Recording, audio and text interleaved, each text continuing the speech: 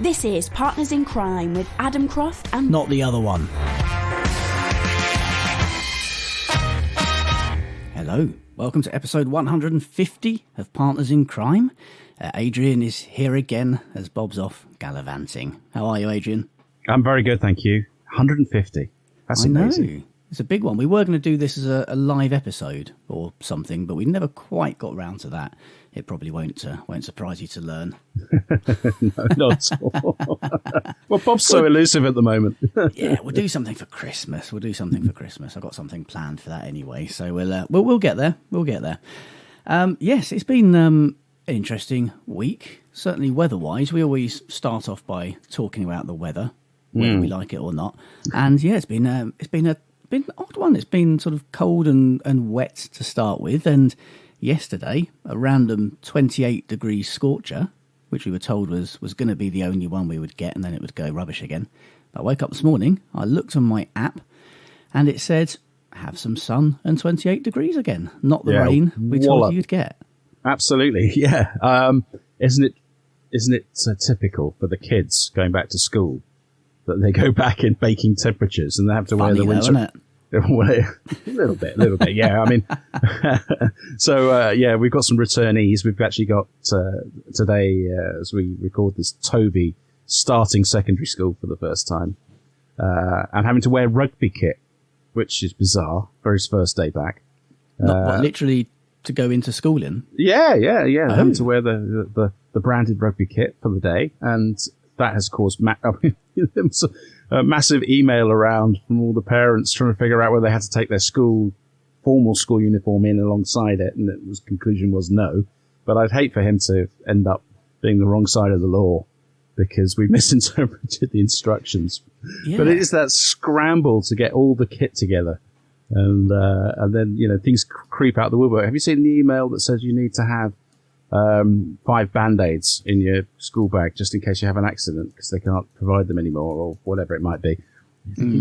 Where's that random stuff come from? Anyway, it's the weather's been staggering, but the trouble is, as you know, as we record this under the lights, it gets very warm, doesn't it? It does, which is why certainly in the summer months we record first thing so that we can get out and breathe again afterwards because it gets a bit too warm otherwise. My son starts school next week. And I know what you mean about the bags and things. It's a very odd thing because we had the newsletter, this is what you do. And it said he can't take a bag in, like a rucksack. He can take a book bag for the books. But here's all the other items he needs to bring in with him. Mm-hmm. It's going to be interesting watching a 4-year-old carry all of these items when he's not allowed to bring in a bag. Yeah, that's going to be interesting. Yeah, I'm not quite sure how they've figured that one out. So we do need to get to the bottom of that one. I think it's probably a COVID thing, but surely bringing in, they want to reduce the items you bring in, right? But surely bringing the stuff you have to bring in a bag, which is essentially one item while you're around the school, yes, is going to be much simpler than just trying to carry arms full of stuff. It needs which is all coming in from home anyway. So yeah, sort of Batman style, which she'd find cool, I'm sure. Yeah, well, we'll see how it goes. It's all a learning curve. It's been a long time since I was at school, so I can't quite remember how that goes. But we'll crack on. We should probably cover crime fiction at some point. Nice. And I was reading the news this week. I saw in the bookseller an article mentioning that there's a new book coming out from Martin Edwards, who is the what we call him, the godfather of crime fiction in terms of sort of analysing it and taking it apart and knowing what's what. It's actually being billed as the first major history of crime fiction in 50 years, and he spent 10% of that working on this book because the publishers acquired it in 2015. It's called The Life of Crime, Detecting the History of Mysteries and Their Creators. It took him more than 5 years to research and write it, and will be out in hardback next May. So still working on it. But it's will trace the evolution of the crime fiction genre from the 18th century to the present day and offer a brand new perspective on the world's most popular form of fiction, says the bookseller. Martin Edwards, if you aren't aware of him, is a crime novelist. He's the president of the Detection Club, which goes back a long way. I think Agatha Christie, Dorothy L. Sayers and that bunch were amongst the original lot. He's the archivist of the Crime Writers Association and series consultant to the British Library's series of crime classics, so he knows what he's doing. He has been a widely respected genre commentator for more than 30 years and won the CWA Diamond Dagger for making a significant contribution to crime writing in 2020. And his publishers haven't really fallen short on this. They're saying it will surely be regarded as his magnum opus. So no pressure, Martin. It's not out for another year, and they're already saying that. So there we are. I love that. Yeah, no pressure. It's a hefty term. I feel like my Alan Partridge coming in here. 900 pages, £8. Fill the width. There won't be as many copies pulped as there were with Alan Partridge's, I'm sure. Oh no, that's true. No, very much so. No, it is a phenomenon, isn't it? Especially in the UK, how it has dominated the number one genre for all those years. Yeah. Occasionally something else will creep in.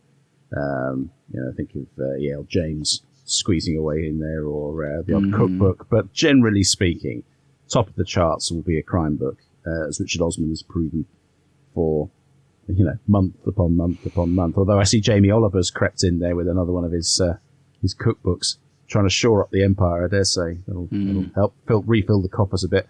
And I think it'd be interesting to see that thread and how things have developed, and indeed whether it projects as to where the things are going to go next, because you wonder whether formats like Kindle Vella will take us back to a sort of Dickensian approach to episodic fiction, eventually binding those together as novels.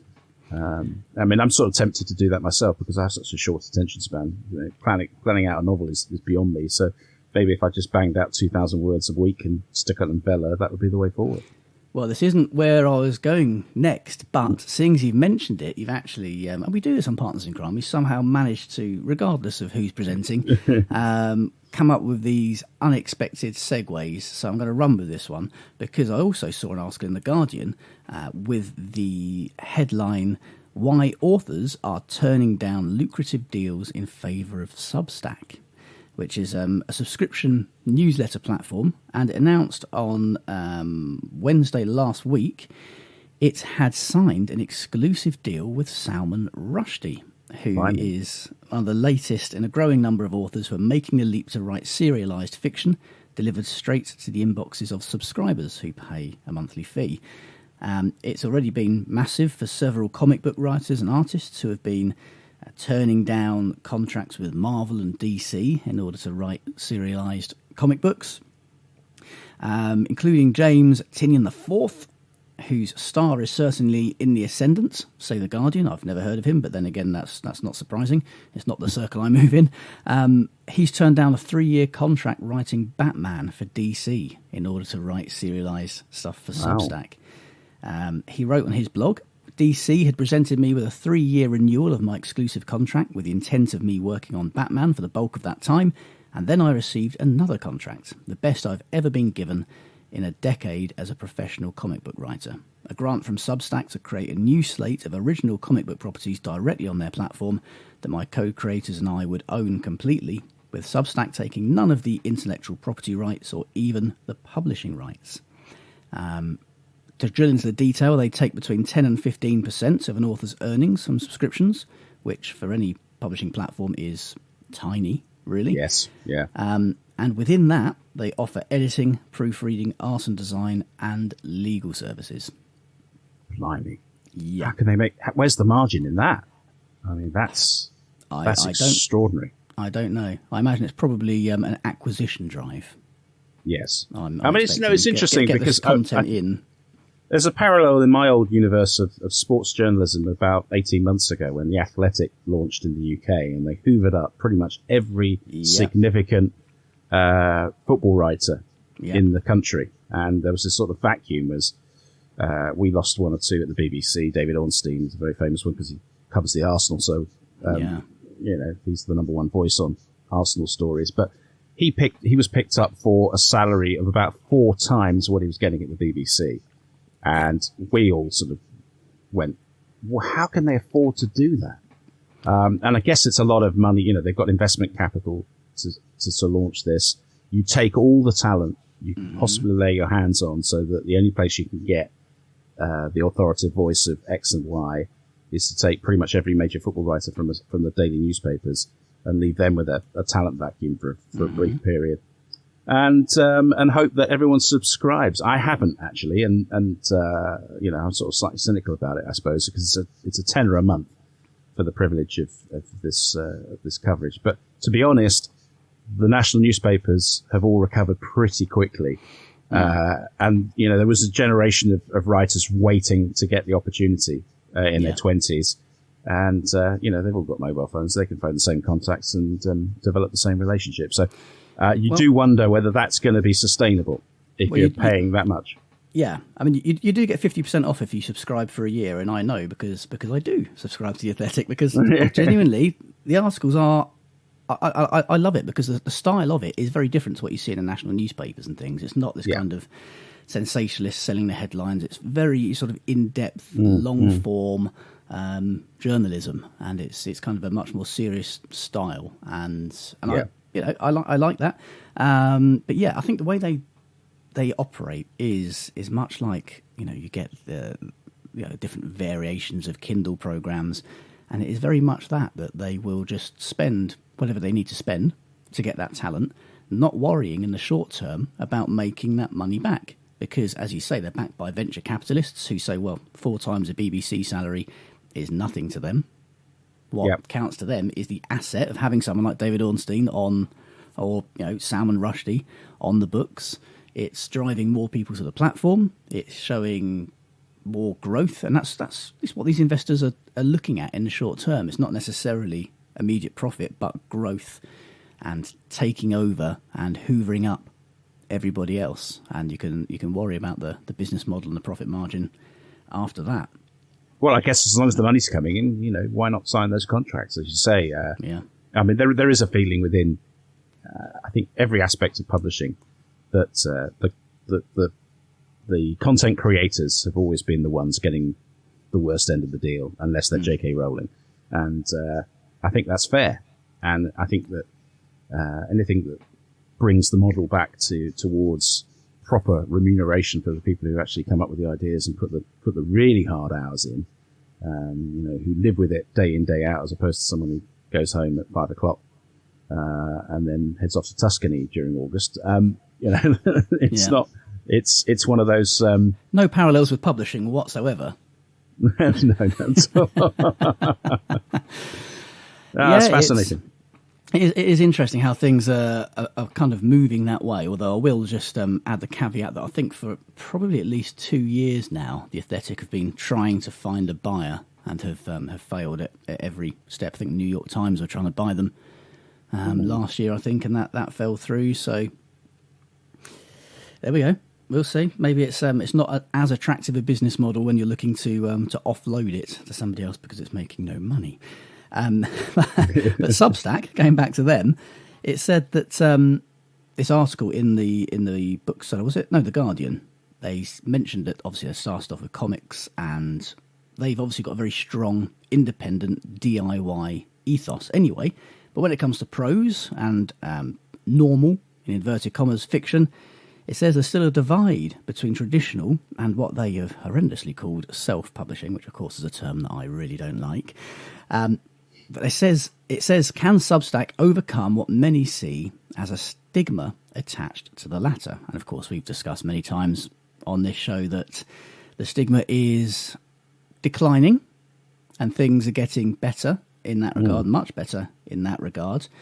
There's a quote from somebody who I've not noted as who they are, somebody from Substack. It says, Substack is very liberating for authors. Well, you would say that if you work for them.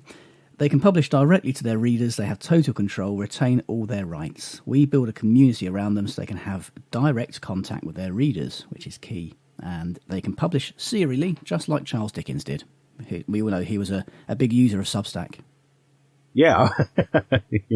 The old Substack, yeah, that's right. But it was a common way of doing things then. Lots of big authors did serialise their stories in magazines. And people don't realise self-publishing, if you want to use that term, independent publishing, is nothing new. Many of the biggest names did that. Charles Dickens serialised stuff in magazines in order to earn the money to cover a print run of his books. Loads of the big names, many of which don't immediately spring to mind now that I've just started talking about it off the cuff. But one that does, completely unrelated to Charles Dickens, the Mr. Men books. Oh, right. Roger Hargreaves. Yeah. If for the first good few years, they were all independently published. Even while it was on TV, he was doing it all himself. In fact, I've got a set of original Mr. Men books that have come down through the family. I think we saw on that my wife's side. And I mean, they've got, they're sort of sellotaped back together, and the sellotape's gone brown now. It's the, And at the back, it says you can send off for a Mr. Men sort of lapel pin badge. Oh. And you send, I think it's postal orders for 20 pence to Mr. R. Hargreaves, and then this address in Middlesex, I think it is, which is clearly his home address at the time. That's awesome, isn't it? You just send off a postal order. He'll send to his home address. He'll send you a pin badge back. And you think, this is the Mr. Men books.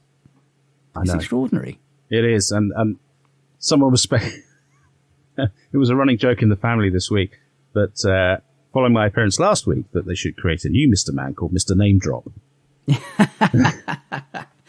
Yeah, well, actually, do you know what? Things I had to kind of refresh the layout and things here for the guest drop-in. I did take out the name drop alert button, and I remember thinking last week, I should have kept that in. That would have, we'd have had very little else on the show, to be honest. It's just you saying a celebrity's name and me pressing the button. Yeah, I'll try and refrain, but with bloody Scotland around the corner, I can't help but I'll be bustling in with loads of people that we'd rub shoulders with, or been too scared to approach. Yeah, well, if you're into your festivals, and of course we are still in festival season, there's one you might want to get involved in. It's online, which is a shame because it's actually in Sydney, in Australia. It'd be really nice to head over there. But it's the BAD, or BAD as an acronym. It doesn't actually tell me what it stands for. So BAD, Sydney Crime Writers Festival. I'm sure it's actually very good.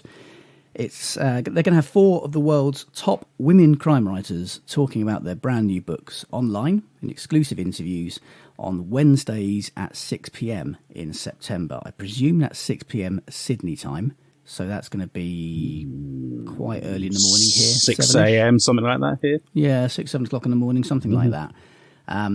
It starts with Paula Hawkins on the 8th of September, so that'll be done probably by the time you see this. In fact, I think they've probably already finished recording that. You might be able to see it online afterwards. Discussing her third book, A Slow Fire Burning, which apparently is meant to be even better than A Girl on the Train. Val McDermid will also be discussing her first book in a new series, 1979, which we've discussed on this show. That's going to be next week, 15th of September. She's in conversation with Sue Turnbull. Karen Slaughter on week 3, Wednesday the 22nd, talking about False Witness, her latest standalone story of 2 sisters who do something terrible as children, which comes back to haunt and hunt them many years later. And on week 4, on Wednesday the 29th, Vera and Shetland creator Anne Cleeves is back to talk about The Heron's Cry, her second Matthew Venn book set in North Devon. So we'll get some links put in the show notes if you want to register to see any of those events, except the first one, which you've missed. Tickets, it says, are $10. I presume that's Australian dollars. Yeah, so that's not very much, really. That's about, 12 pence, something like that? About £2.50, £3, something like that. Yeah, it's not a huge amount. So, yeah, do register for those and see those blockbusting female crime writers having a chat to some people in Australia, if that's your kind of thing, if you can't sleep at 6 in the morning. And some of them, I think, are appearing in at Bloody Scotland as well. Val, clearly. Fun-loving crime writers are doing a gig on the second night, I think it is.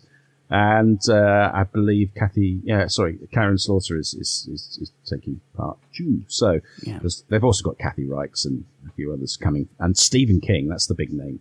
But again, it's another online link. So... Yeah, I've got a little thing about Stephen King, actually, that we might get into Arsenic and Old Lace, which is our exclusive after-show for our patrons, who get early access to every episode of Partners in Crime, and they also get to watch it in full HD, the poor little things.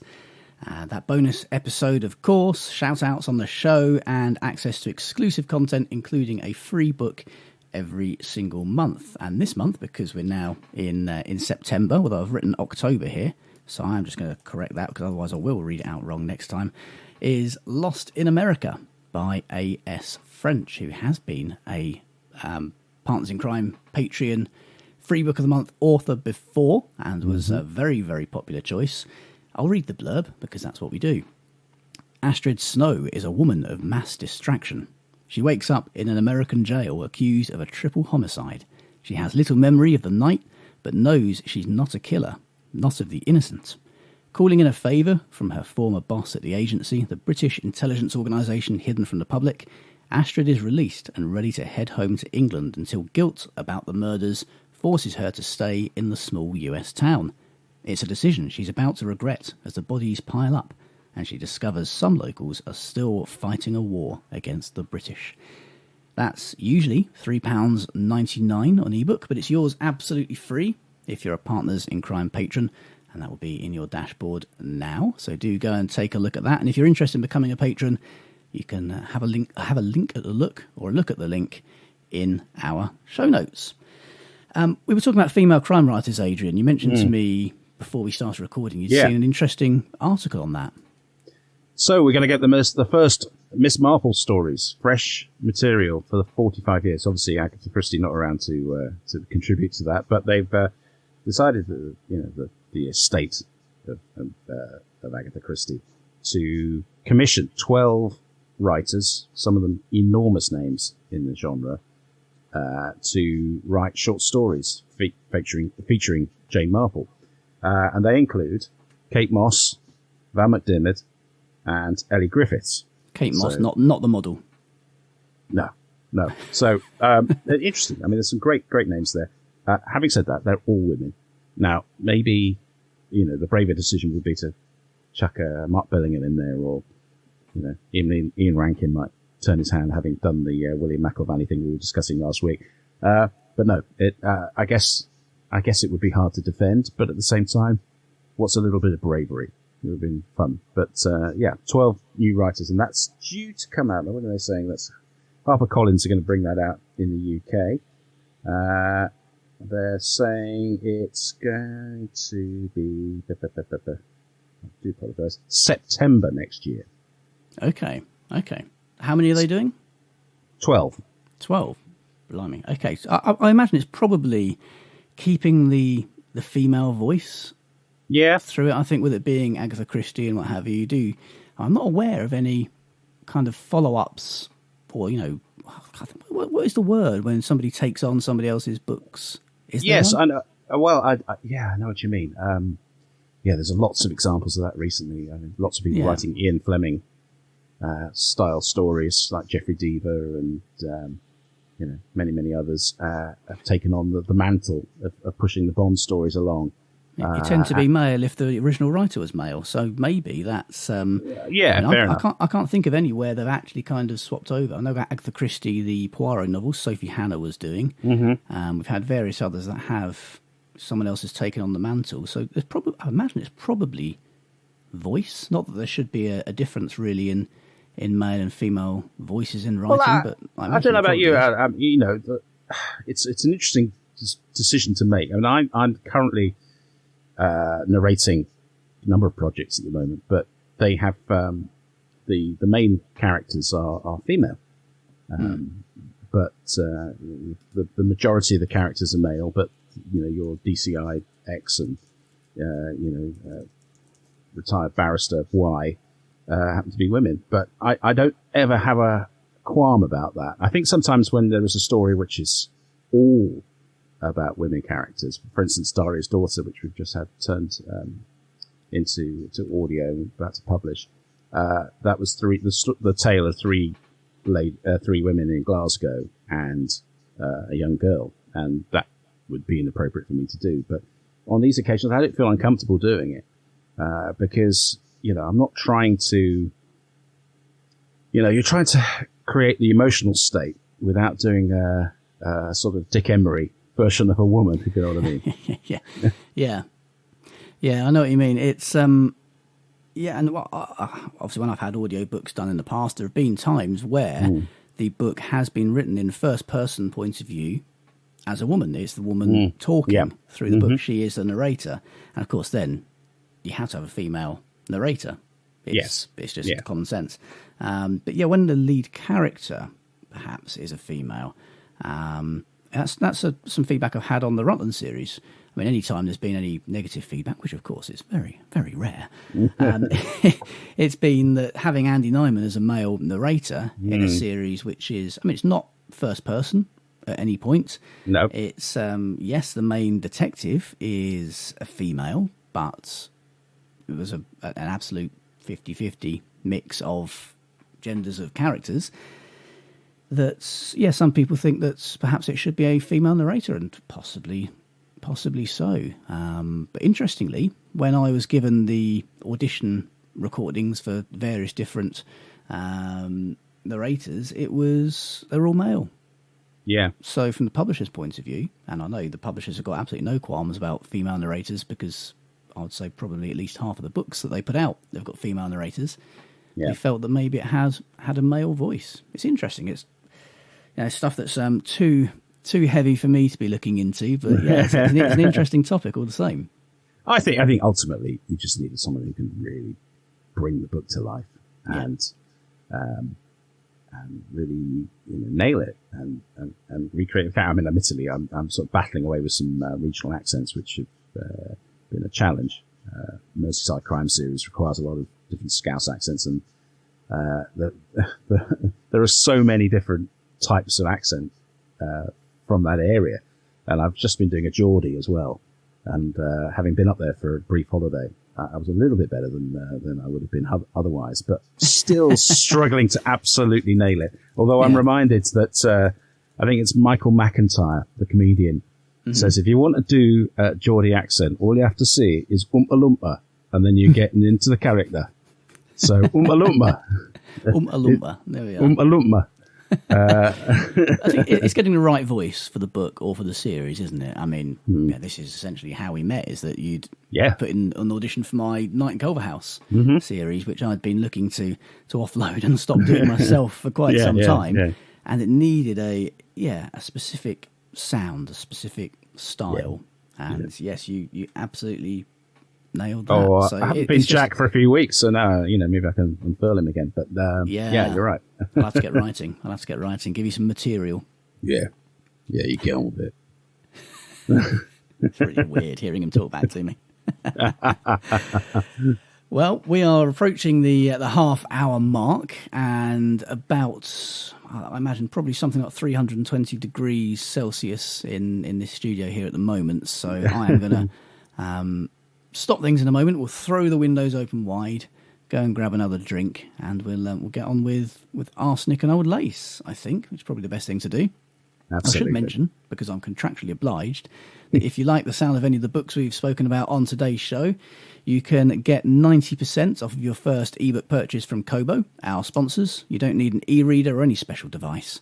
Just head over to kobo.com and enter the promo code CRIME at the checkout. And if you're an existing customer, follow the link in the show notes and use promo code PARTNERS to get 40% off of selected ebook purchases from now until forever. Boom. We're done. Thank you. Shall we do it again? Same time next week? We shall. Lovely. See you then.